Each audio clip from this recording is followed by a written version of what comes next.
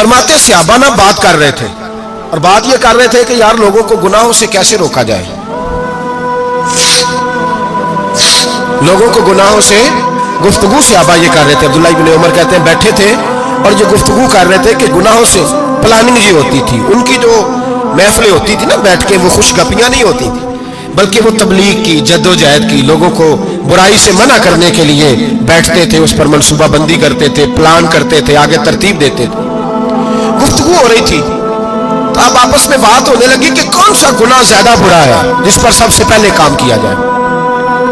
तो दूर एक सहाबी बैठे थे, उनका नाम था अब्दुल्लाह इब्न अमर। एक अब्दुल्लाह बिन उमर है और एक अब्दुल्लाह इब्न अमर है। हजरत अब्दुल्लाह इब्न उमर दूर बैठे थे, बड़े समझदार सियाने बारीक बीन आदमी थे। तो हजरत उमर फारूक अपने बेटे से कहने लगे जा अब्दुल्लाह इब्न अमर से पूछ के आ कि सबसे सख्त गुनाह कौन सा है। तवज्जो है मेरे भाइयों, इधर देखिएगा मेरी जानिब, पूछ के आ कि सख्त गुनाह कौन सा है। अब्दुल्लाह बिन अमर रदी अल्लाह तआला अन्हु की खिदमत में जब अब्दुल्लाह इब्न उमर गए तो जाके कहने लगे कि सहाबा पूछते हैं कि आपने ज्यादा वक्त गुजारा है नबी रहमत सल्लल्लाहु अलैहि वसल्लम के पास, तो बतलाइए बुरा गुनाह कौन सा है, सबसे सख्त गुनाह, ताकि सबसे पहले उस पर पाबंदी लगाई जाए, उस पर मेहनत की जाए। तो हज़रत अब्दुल्लाह इब्न उमर कहने लगे सहाबा को जाके बता दो कि सबसे बुरा गुनाह शराब पीना है, सबसे बुरा गुनाह, और ये उम्मुल खबाइस है, बुराइयों की जड़ है, गुनाहों की माँ है, ये बुनियाद है, बाकी गुनाह इसी से शुरू होते हैं। कहते हैं मैंने आके बताया तो हज़रत अबू बकर सिद्दीक रदी अल्लाह तआला अन्हु सैयदना फारूक आज़म कहने लगे खुद जाते हैं, उनके पास खुद जाते हैं, जो कि हमने बात सुननी है हम खुद जाते हैं और उनसे जाकर के सवाल करते हैं कि अगर आपको इस तफसील का पता है ना तो इसके पीछे भी कोई तफसील होगी जो मेरे नबी पाक ने बयान की होगी सल्लल्लाहु ताला अलैहि वसल्लम, उस तफसील का भी आपको पता होगा जो नबी पाक ने बयान की होगी, इस बात के पीछे जो बैकग्राउंड है, जो पस मंजर है। फरमाते हैं कि हम उठे, अब्दुल्लाह इब्न अमर के पास गए, उनसे जाके पूछा कि जनाब आपने ये तो फरमाया है शराब उम्मुल खबाइस है, तो इसके पीछे पस मंजर क्या है। तो अब्दुल्लाह इब्न अमर कहने लगे ये मैंने अपने पास से नहीं कहा, ये मैंने नबी पाक से सुना हुआ है।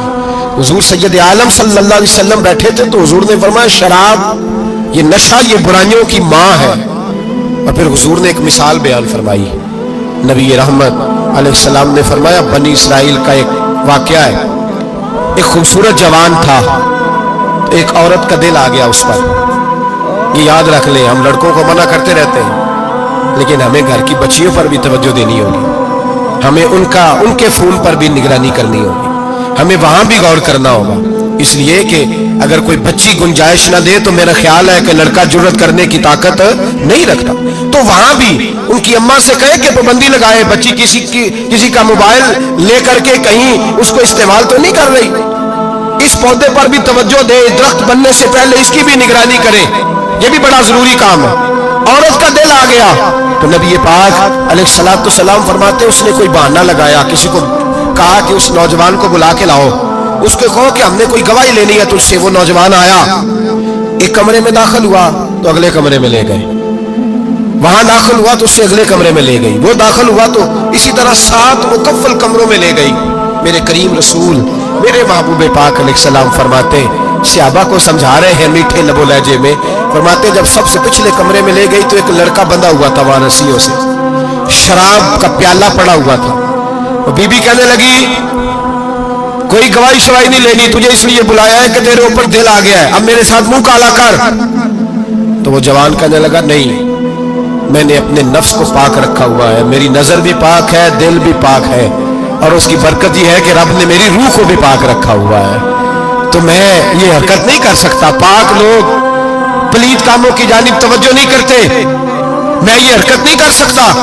इकबाल ने अपने बेटे को दुआ दी थी, उसने कहा था हया बाकी नहीं है जमाने की आंख में, खुदा करे कि रहे तेरी जवानी बेदाग, खुदा करे कि रहे तेरी जवानी बेदाग। कहा मेरे साथ मुंह काला कर, उसने कहा मैं नहीं करता। कहने लगी चल फिर इसको कत्ल कर, इसको मैंने बांधा हुआ। उसने कहा मैं कत्ल क्यों करूं, मेरी क्या दुश्मनी है। कहा फिर शराब पियो, कहा मैं शराब भी नहीं पीता। तो कहने लगी अब तो मैंने तुझे अपने चुंगल में फांस लिया है, अब तो यहां से बच के जा नहीं सकता, और अगर तू बाहर जाएगा तो मैं शोर करूंगी, लोग जमा करूंगी, اس نے میری عزت آبرو پہ ہاتھ ڈالا ہے تو بچ تو نہیں سکتا، ایک کام تو کرنا پڑے گا۔ محبوب فرماتے ہیں اس نوجوان نے سوچا کہ زنا بھی بہت بڑا جرم ہے، قتل بھی بہت بڑا گناہ ہے، چلو اب مجبوری ہے تو شراب پی لیتا ہوں۔ لیکن وہ سمجھا نہ کہ شراب تو بنیاد ہے۔ اس نے ایک پیالہ جو پیا، کہنے لگا ایک اور دے دو، دوسرا پیا تو کہنے لگا ایک اور دے دو۔ اب 3 پیالے 3 بوتلیں شراب جو پی چکا تو خماری چڑھ گئی۔ اب اس عورت کے قریب جانے لگا کہ میں تیرے ساتھ زنا کروں گا۔ اس نے کہا جب تک میں قریب نہیں آنے دوں گی جب تک تو اسے قتل نہ کرے۔ اس نے اسے قتل بھی کیا، زنا بھی کیا۔ تو محبوب فرمانے لگے یہ قتل اور زنا جو ہوا ہے تو یہ شراب کی وجہ سے ہوا ہے۔ گویا شراب وہ جرم ہے جو قتل بھی کرائے گی، جو زنا بھی کرائے گی۔ اور اگر آپ نشئی کو دیکھیں، اگر آپ شرابی کو دیکھیں تو کیا وہ ڈکیتیاں نہیں کرتا پھرتا، وہ چوریاں نہیں کرتا، وہ اپنی ہی ماں کا زیور نہیں بیچ آتا، وہ اپنی ہی بہن کا پڑا ہوا جہیز نہیں بیچ آتا، وہ اپنے ہی گھر میں ڈاکے نہیں ڈالتا، وہ اللہ کے گھر مسجد میں آ کر کے چوری نہیں کرتا۔